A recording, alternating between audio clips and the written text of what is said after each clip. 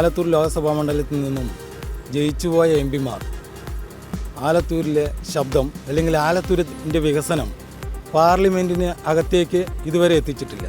ഇവിടുന്ന് ജയിച്ചുപോയ എം പിമാരുടെ വികസനം അല്ലെങ്കിൽ അവരുടെ പ്രകടനം പാർലമെൻറ്റിലെ ക്യാൻറ്റീനിൽ മാത്രം നിൽക്കുന്നൊരവസ്ഥയാണ്. കൊല്ലങ്കോട് തൃശ്ശൂർ റെയിൽവേ ലൈൻ അതിനെക്കുറിച്ചിട്ട് ഒരു എം പിയും പാർലമെൻറ്റിൽ ഇതുവരെ ഒരു വാക്കുപോലും സംസാരിച്ചിട്ടില്ല.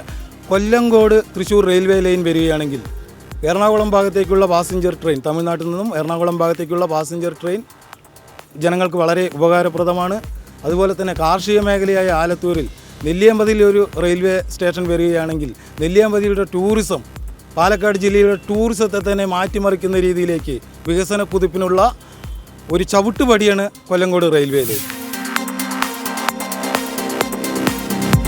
നമുക്ക് നല്ലതായിട്ടുള്ള പാവങ്ങൾക്ക് വേണ്ടിയിട്ടുള്ള വികസന പ്രവർത്തനങ്ങൾ, ഇപ്പം ഞാൻ വാടക വീട്ടിലിരിക്കുന്നൊരു വ്യക്തിയാണ്. അപ്പോൾ എനിക്ക് പ്രധാനമന്ത്രിയുടെ Ujjal Yojana free gas connection 1,34,00,000 ആളുകളിലെ ഒരാളാണ് ഞാൻ. എനിക്ക് കിട്ടിയിട്ടുള്ളതാണ്. അത് ഈ കേരളത്തിൽ ഈ ഭരണപക്ഷ കർത്താക്കളായിക്കോട്ടെ അല്ലെങ്കിൽ പ്രതിപക്ഷ കർത്താക്കളായിക്കോട്ടെ, രണ്ട് കർത്താക്കളും പറയുന്നത് ഇവിടെ ആരെന്ത് ചെയ്തു, കേന്ദ്രഭരണ പ്രദേശം ഗ്യാസ് കണക്ഷൻ ആർക്ക് കൊടുത്തു, അരി ആർക്ക് കിട്ടി, അല്ലെങ്കിൽ എല്ലാ വികസനങ്ങളും ആർക്കും കിട്ടിയിട്ടില്ലെന്ന് പറഞ്ഞു. ഈ ഇരുചക്ര വാഹനം ഞാൻ ഒരെണ്ണം എടുത്തിട്ടുണ്ടായിരുന്നു, സെക്കൻഡ് വണ്ടി എടുത്തിട്ടുണ്ടായിരുന്നു.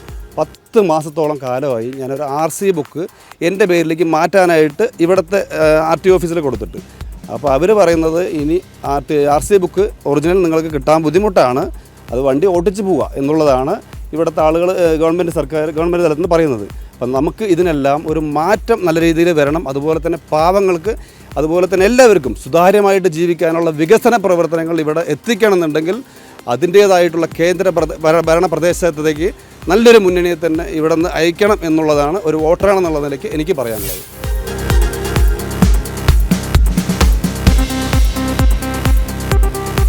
ഈ ആലത്തൂരിന് വേണ്ടിയിട്ട് ഇവിടെ നിന്ന് ജയിച്ചു പോയിട്ടുള്ള ഇടതിനും വലതിനുമായ എം പിമാർ എന്തു ചെയ്തു എന്ന് ഈ ഇലക്ഷൻ അടുത്തെത്തിയിരിക്കുന്ന സമയത്ത് നമ്മൾ നന്നായിട്ട് ആലോചിക്കേണ്ടതാണ്. കാരണം കേന്ദ്ര സർക്കാർ നൽകുന്ന ആനുകൂല്യങ്ങളല്ലാതെ ഇവർ കൊടുത്ത ഒരു ആനുകൂല്യം എടുത്തു പറഞ്ഞ് വോട്ട് ചോദിക്കാൻ പോലും ഈ ഇടതിനും വലതിനും പറ്റാത്ത അവസ്ഥയിലാണ് നമ്മുടെ ആലത്തൂർ ഇപ്പോൾ നിൽക്കുന്നത്.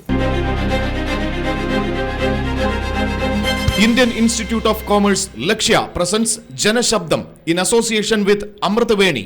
Learn commerce professional courses only from Indian Institute of Commerce Lakshya. Amritaveni Hair Elixir. സമൃദ്ധമായ മുടി ബയോടെക്നോളജിയിലൂടെ.